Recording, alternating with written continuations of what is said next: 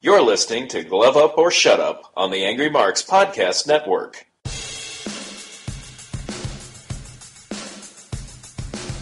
You're listening to Glove Up or Shut Up on AngryMarks.com with Peter H. and Stevie J. Find them on Twitter at HardcoreCDN and at AngryMarks. And now, for all the news, reviews, and interviews in mixed martial arts, it's time for Glove Up or Shut Up from AngryMarks.com. And welcome everybody to another episode of Glove Up or Shut Up right here at AngryMarks.com. My name is Peter H. I'm joined once again by my co-host from Omaha, Nebraska, Stevie J. And ladies and gentlemen, please say a prayer for Ricardo Lamas. He's lost all his memories of the second grade. Seriously? Well, that was the joke on commentary if you were watching UFC. I was watching a lot of things on Saturday night, I have to admit. I missed that line. Yeah. I might have had split screen on for two things at once at the same time. I missed that gem. I honestly have no problem believing that, because that was a vicious knockout from Emmett. Yes, the knockout finish was not as good as Ngannou, but it was probably in the top 10 for this year. Highlight reel, and definitely for Emmett, because as everybody in Team Alpha Male has been saying for a long time, this guy is a prospect, this guy could be the world champion, he just needs a chance to prove it. Well, the only thing he did wrong is he didn't make weight, so he didn't prove it in that aspect, but knocking out Ricardo Lamas the way he did, Josh Emmett put himself on the map. Well, Stevie, this week we've got UFC and Bellator to review. We have a little bit of news and one or two fight announcements as well. But let's start with the aforementioned UFC show on Fox. I believe the ratings weren't very good for this show. I believe third worst ever since UFC started airing on Fox. When you have a show like this with... You know, the card, it was a good card going in, but I don't think it had that one special name that it needed to draw casual viewers. For the hardcores, it was a good card. Oh yeah, and it was very fun to watch. But at least let's start with the main event here, Rafael dos Anjos and Robbie Lawler. And this one, you can make the argument, was a case of, you know... Time caught up to Robbie Lawler. Whoever wins this fight. Well, I was going to say whoever gets the win here would definitely be in consideration for the next title shot. But Lawler, I think I saw a stat, I forget where I saw it now, but it was he's been the most hit fighter this year. Yeah, and it could have all been from just this one fight. Yeah, he got completely outclassed, 50-45 across the board winner for... I dispute completely outclassed. How are you not outclassed when it's a 5-round drubbing on all three judges' scorecards? Alright. Yes, he lost every round on all three scorecards. And yes, he took a beating in this fight. But to say he was outclassed would mean that he was pummeled into oblivion, TKO'd, or submitted. And I don't feel that way. I feel like he lost each and every round, and Rafael dos Anjos clearly won each and every round. But Rafael dos Anjos couldn't put him away, because even when he seemed to be pouring it on, the moment he'd gas out, Lawler would look at him, smile, and pop him in the face. To me, that's not being outclassed. I just don't see Lawler in any form of contendership for that strap anytime soon. Hell, maybe not even in all of next year. That's not the argument, though. The argument was he outclassed? No, he's not a contender right now. And yes, Rafael dos Anjos is a contender from beating him. But Robbie Lawler proved what we've known about him for a long time. That dude is tough as hell. Oh yeah, tougher than shoe leather. No, tougher than a $2 steak. I just don't know who you put in front of him next, because I would really, really hate to say Robbie Lawler's a gatekeeper. No. He's still a top 5 in the division, so... For now. Can't call him a gatekeeper fighter. as long as he's still in the mix in contenders. Well, let's go back to the aforementioned fight between Lamas and Emmett. You're right, this was a catch-weight fight at 148.5. It wasn't the only fight that had issues on the scale, and we'll get to there in a second, or in our news segment, I should say. But, man, you said it pretty much, all there was to it was that knockout punch. And yeah, one hell of a left hook. And it was at 4:33 of the very first round. And you know what? Because he didn't make weight, he missed out on a $50,000 knockout bonus. It would have gone to him if he had made the weight. We've said this on the show many times before. If one of the requirements to getting paid is making weight, you're damn sure I'm going to be under that weight limit. Yeah. It costs you like you said yourself, you broke down how much it cost him, and that money goes to not just his pocket, but his training staff. It goes like the fighters don't keep that all for themselves. They have expenses you got being sparring partners, you got coaches, you got teammates, you got all kinds of people that you need to pay. You're not letting just yourself down by missing weight. And medical expenses too, because it's hard to come out of a fight without a few dings. Oh God, unless you're like 12 seconds in the first round. Right. Let's talk about, let's go Ponzinibbio and Perry. Okay. This was violent and bloody, and I don't feel like Mike Perry was getting the better of the exchanges, but I did feel like he had the potential at any time to throw the one perfect punch, and he could just never land it. So he'd take a beating, he'd fire back, he'd take another beating, he'd fire back, he'd hurt Ponzinibbio, but not enough to knock him down or rock him. And then it just went on and on and on for all 3 rounds, and they just kept beating each other up, with Ponzinibbio doing a little better each and every exchange, but just battering him without completely destroying him. Like, he even dropped him at one point, but Perry got back up and kept coming. It's like, okay, we're seeing, I know this fight came earlier, but to compare it to a fight that came later, it's like the same story with Robbie Lawler. Is Mike Perry is just tough as hell, and almost too tough for his own good, because he kept getting up and taking a beating, but then at the same time, to be perfectly fair, when you looked at Ponzinibbio after the end of this fight, when he was cutting his post-fight interview, begging for a title shot to an interim title, it's like, dude, you might want to go ice down your face first, because you're swelling under one eye, you're bruised up, you're black and blue. Maybe this isn't the time to be begging for an interim title shot. Maybe just go ice yourself down first and think about it a little bit. So the problem I had with this fight is that, how am I going to say this? When it comes to Perry, there's no shame in losing to a fighter of Ponzinibbio. I mean, he's very skilled at what he does. Like, his offense, I really am a big fan of it. Mm-hmm. But and if just you're look relying at the list on of guys he's gone through in 6 straight wins. Court McGee, Zach Cummings, Nordine Talib, Gunnar Nelson. It's not like he's been beating scrubs. Ponzinibbio has been beating good guys. And if you're relying on one punch to win the fight for an upset win, this isn't the fighter to have that game plan with. No, because Ponzinibbio is a very skilled technical striker. And he'll see that coming, 8 weeks from Sunday. And like I said, even those times when Mike Perry could hit it, he couldn't hit it hard enough to do what he wanted. Misha Kirkunov and Glover Teixeira, this one sadly didn't last long. Now, can you admit that Glover Teixeira is still one of the best light heavyweights on the planet?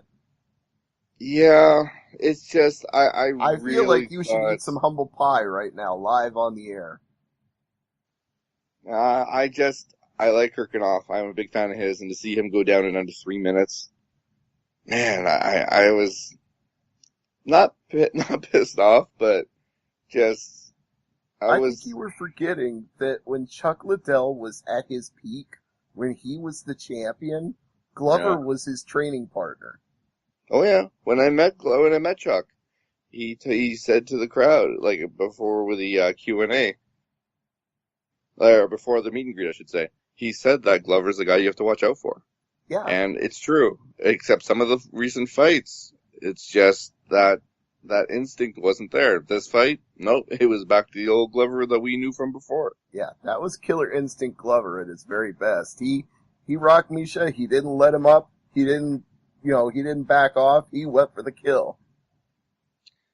Well, at least, except for one fight in Bellator, the entire weekend, when it went to the judges, it wasn't controversial.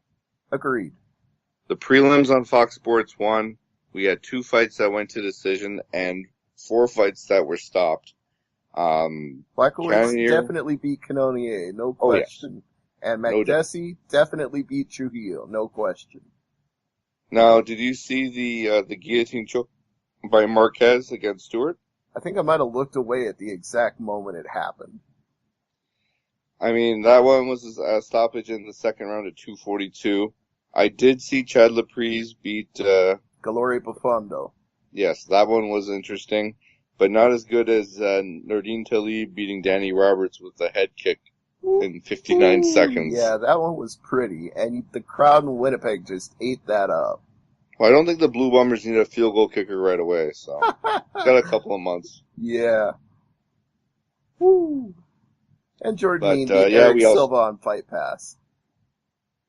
Yeah, Mean beat Silva, and also DeChincho beats Bangabus with a knee in the second round at 2:14.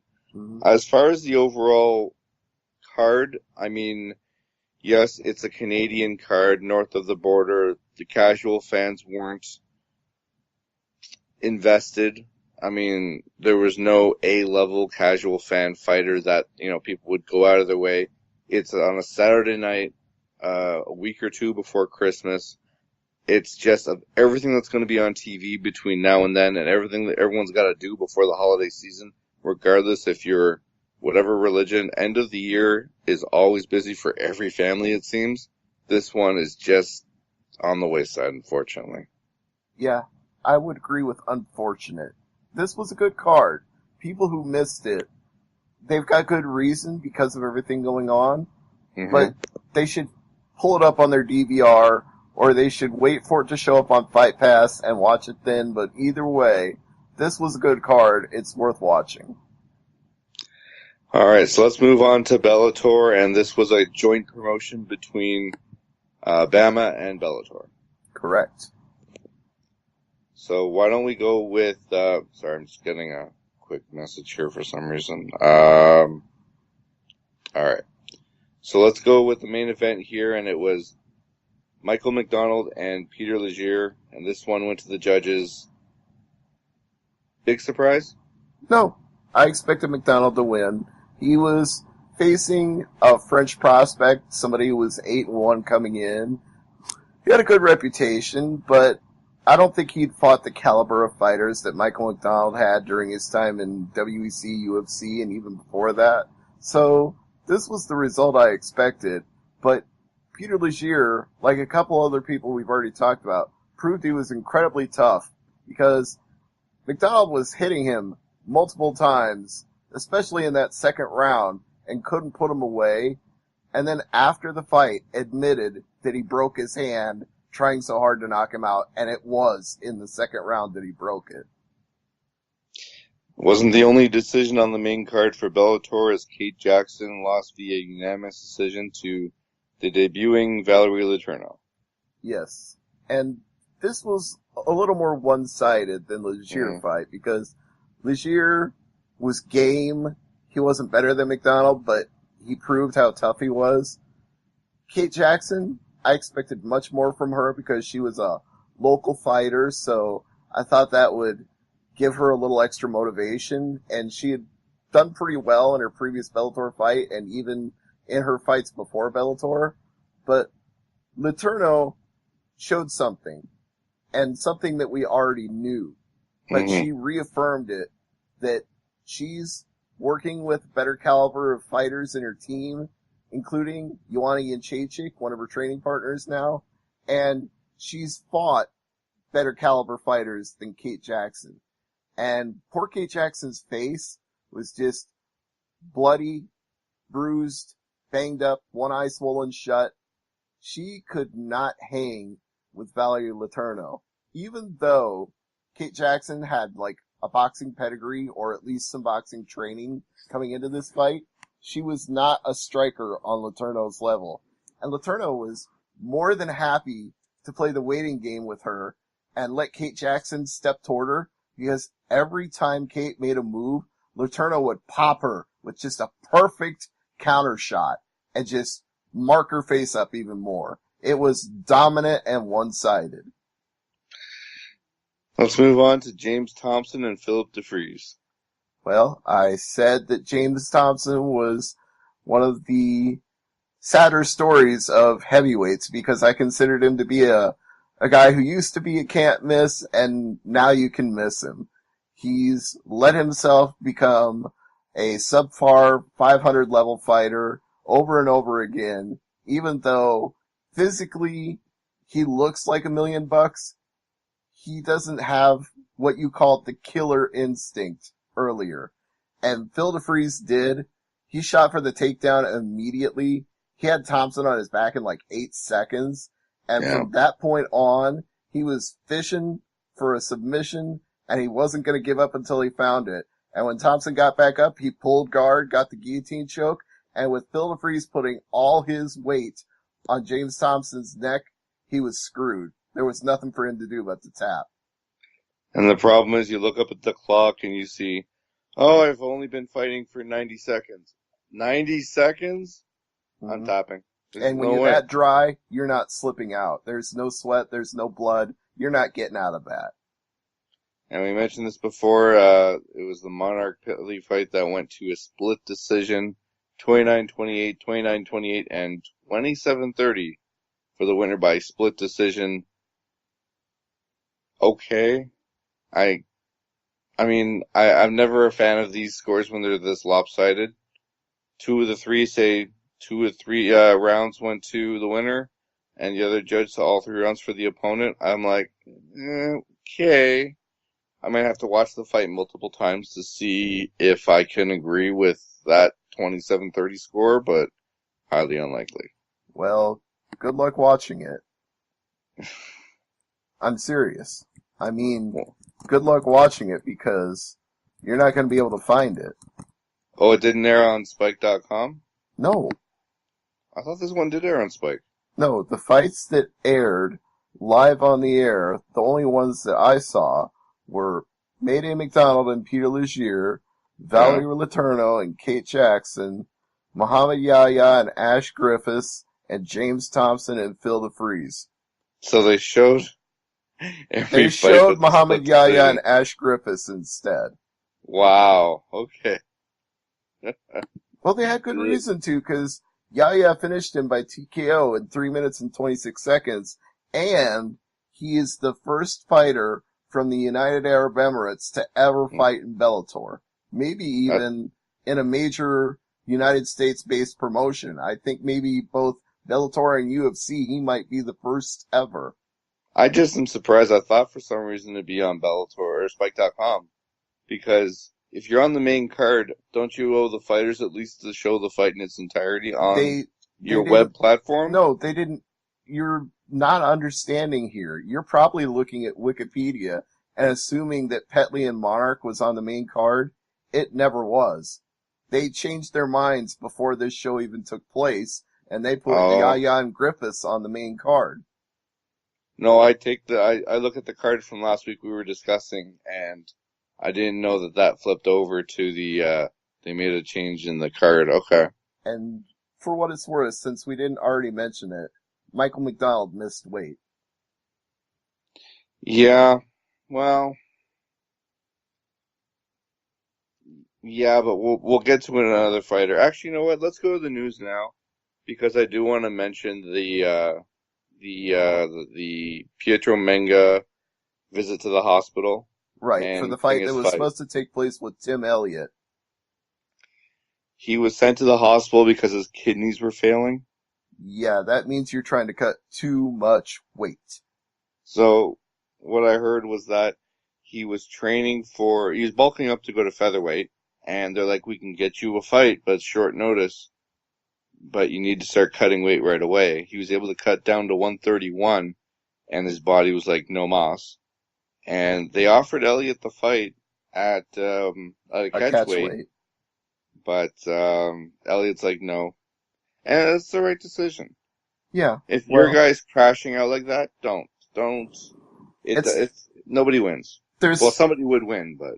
Well, it's the right decision for multiple reasons. It's right because Elliott shouldn't have to face a guy who can't make the weight, because that's unprofessional. And it's also right because you don't want Manga to get in there if his kidneys were failing trying to make the weight, because that's when you are so dehydrated that if you get knocked out, you're going to do some serious brain damage. Yeah, and is brain damage worth fighting? No. I mean, never. Let's parse that carefully, though, because this is a violent contact sport. You're never not going to suffer some kind of damage. I mean, a concussion is technically brain damage. Even if you get like a flash knockdown and get back up, that's still brain damage. But we're talking about levels of severity. That's why I want to parse this. Because if you're completely dehydrated and you've got no cerebral fluid like you're supposed to have, you're going to just get bounced around like a BB inside of an egg. You're just going to go ping, ping, ping, ping, ping. Your brain's going to smack into every side of your cranium. That's no good. True. We should move on to Stephen Thompson. He is also calling out Dos Anjos for a shot at the 170 strap. How is Thompson still the number one contender? I suppose because nobody wants to put Colby Covington there. Fair. I got no defense to that. That's fair. You can't deny that one. Nobody wants to deal with Colby Covington right now. That guy is out there in outer space with Conor McGregor. Well, all right, let's transition to Conor McGregor because he's also in the news. He says his next fight, he wants to have his next fight in the UFC, and then somebody asked him about any talks with WWE, and he said politely, and I quote, "Fuck WWE." Yep. So that answers that question. At least for the present time. Exactly. Now, Bellator has made an announcement. They have these bobbleheads. They're going to be giving out. Yeah, they give them out at every major card. Yeah, so there's been 3 so far. There was a Randy Couture, there was Royce Gracie, and there was Fedor Emelianenko. In fact, there's a 4th one coming out soon for Bellator 192. Kimbo Slice. First 5,000 fans get Kimbo Slice. What they're doing now for Bellator is if you go to their website, you can actually purchase either the standard version, which is $44.95 American, or you can get an autographed version for $125. Now, I mean, autograph Royce Gracie bobblehead. Yeah. I was going to say, the Kimbo Slice ones aren't going to be autographed, because he's been gone for quite a while. Yeah, these 3, I'm just talking the autograph and standard one. Those are the only 3 on sale. I was just about to say, though, because if you were saying the Kimbo Slice one was autographed, I was going to call bullshit on that. Well, no, the Kimbo Slice one hasn't been given out to the fans at Bellator 192 yet. It can't be autographed, though, for obvious reasons. No, I know that. I'm saying... Unless you're some kind of necromancer. What I'm saying is only these 3 are available for purchase at the website, but the 4th one, if you're one of those people who have to collect the whole set, there's going to be a 4th bobblehead in the future at Bellator 192. But as you said, don't expect that one to be the autograph version on the website later in 2018. Gotta catch 'em all, bobbleheads. Alright, so let's move on to more news here. And, man, I have to talk about this. I really don't like mentioning when fighters pass away. When coaches pass away. And it's suicide, too, which makes it even worse. Yeah, former Extreme Couture and Team Quest coach Robert Follis passed away, and the coroner ruled it a suicide. A lot of MMA personalities, including Dana White, really In shock. yeah, that was a shocker, and suicide is one of those things where we'll never know the answer.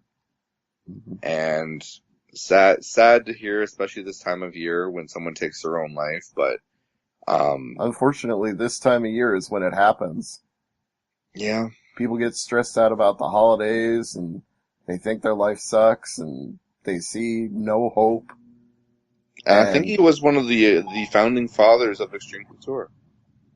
Well, he'd been part of the scene for a long time. Yeah.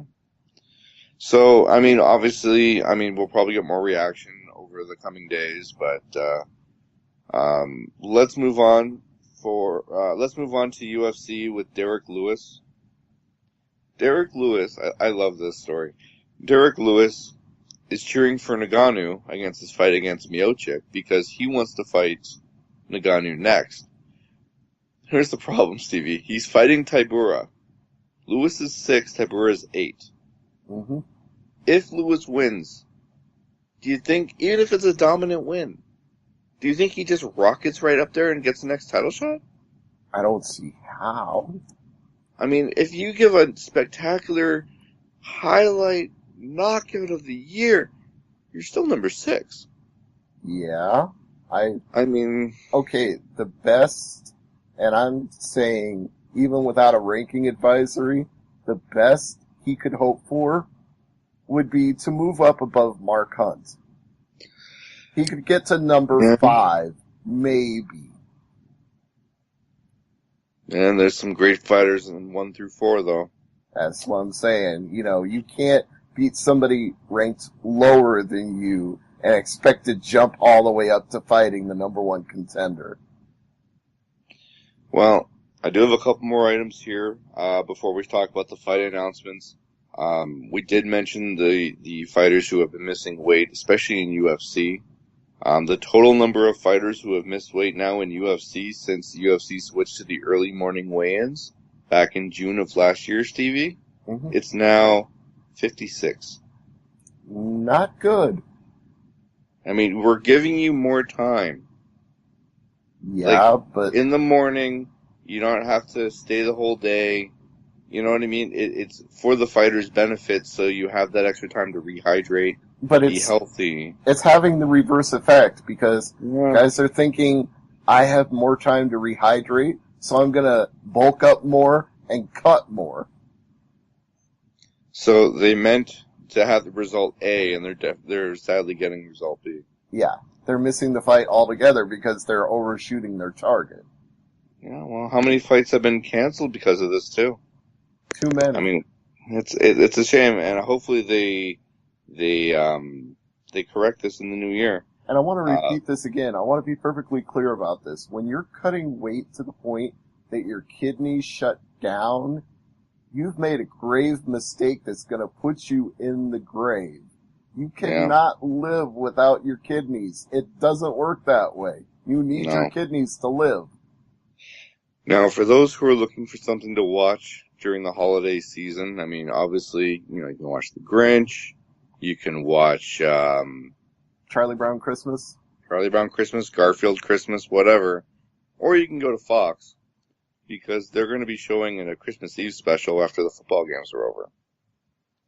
Okay. So after football coverage, there apparently is going to be highlights from UFC 218. Okay. So I'm looking forward to that. I'd rather watch that than A Christmas Story Live. Oh, don't tell me they're doing that. Oh, that hurts.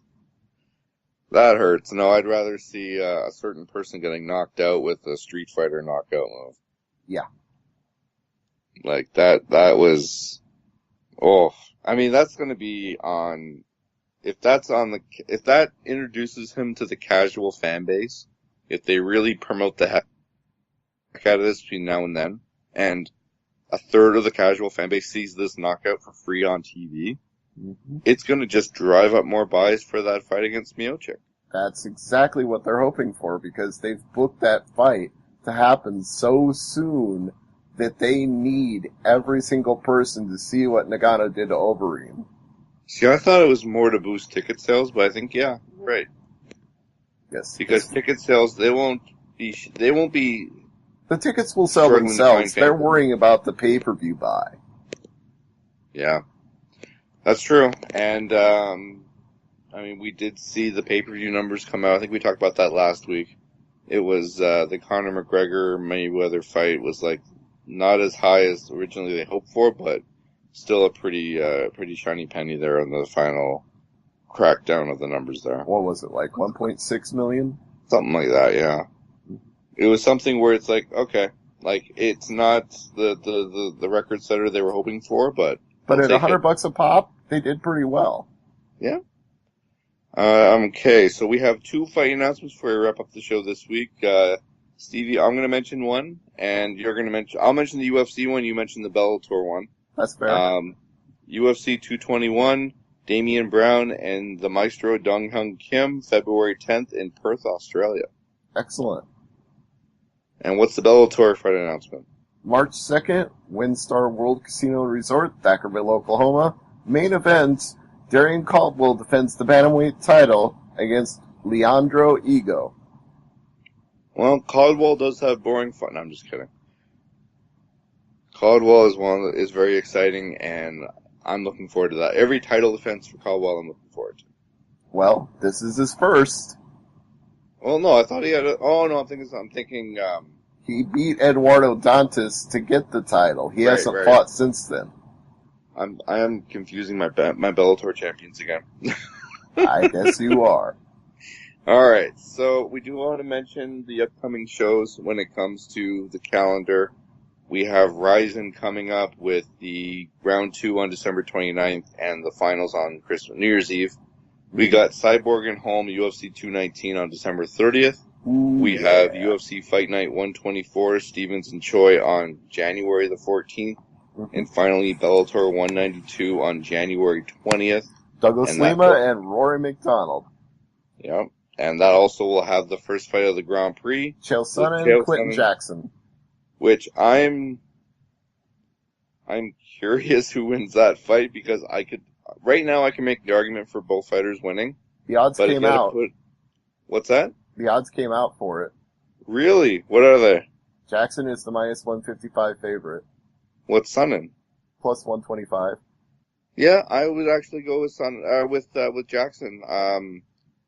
Wow, they're really not giving Sonnen long odds. Almost a pick 'em. You want to know who the favorite is to win the whole thing? Fedor. No. Really? Matt Mitrione. Shut up. No. I'm not kidding. He is the number one favorite. He's like 225. Right behind him is Ryan Bader. Okay, Bader would be a smart pick.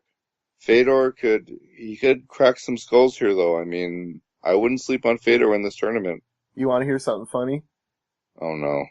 They set a line for any alternate fighter plus 600. Bellator being Bellator. Yeah, okay. Do they have any odds on who possibly could be an alternate? No, just any alternate fighter. That's the actual line. Is that the longest odd? No. The absolute favorite is Matt Mitrione, followed by Ryan Bader, Frank Mir, Fedor Emelianenko, Roy Nelson, any alternate fighter, King Mo, Chael Sonnen, and Quentin Jackson comes in dead last at plus 1600. Wow. Wow, that's tempting. You want to bet on Jackson to win the whole thing? That's at 1600? That you're counting on him not getting injured and making weight at his age. But 1600, Stevie, that's I think the odds high. makers have made a pretty good prediction that Jackson is not lasting this entire tournament. If Jackson wins the whole tournament, you're going to eat the biggest piece of humble pie. Maybe so, but, I mean, look at it this way. He's only a minus 155 favorite against Chael Sonnen. It's like, did they renew the brackets, or is it like, or redo the matchups in the next round? no, all the matchups are the same as they were. Miran Emelianenko, Mitriona Nelson, Bader, and King Mo. So the winners fight each other, they're not reevaluating. Okay. Yeah. Well, I mean, we are talking 1 year. We're talking, 3 fights. Anything can happen in mixed martial arts. Mm-hmm.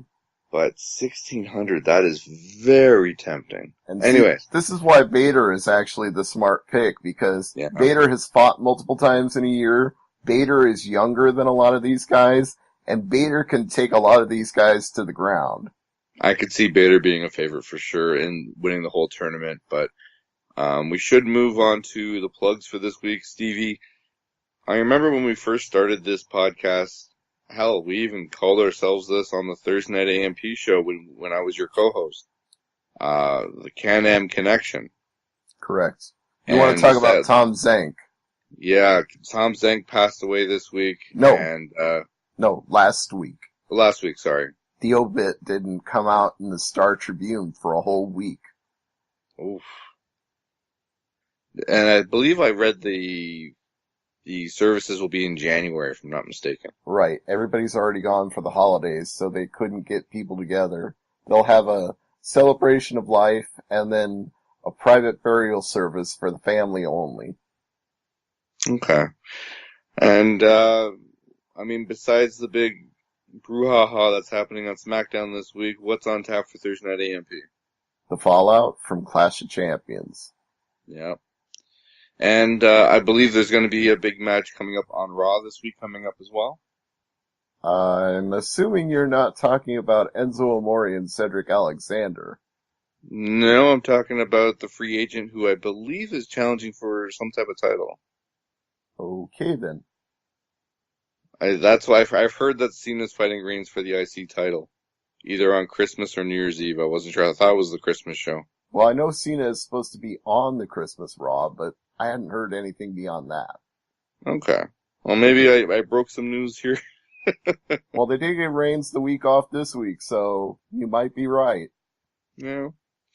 All right. Anything else you want to plug this week, boss? Hey, if we're going to talk about what we're talking about on AMP, Dean Ambrose needing tricep surgery, that's going to be a major topic.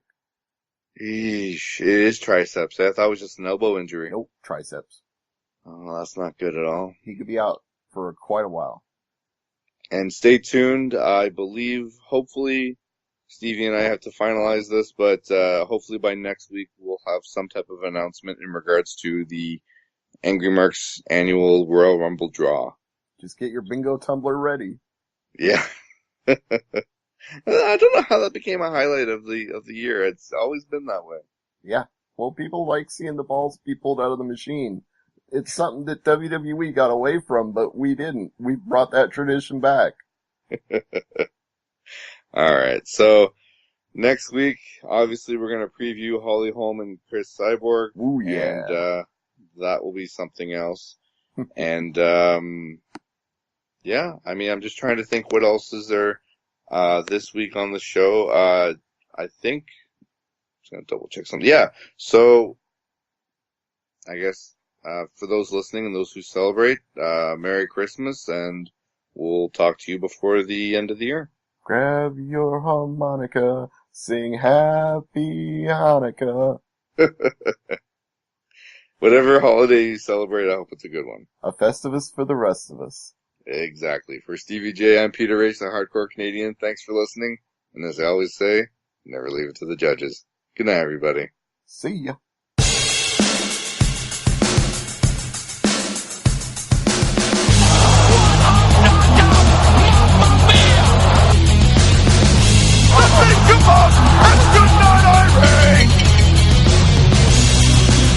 Who wants a KO for Christmas?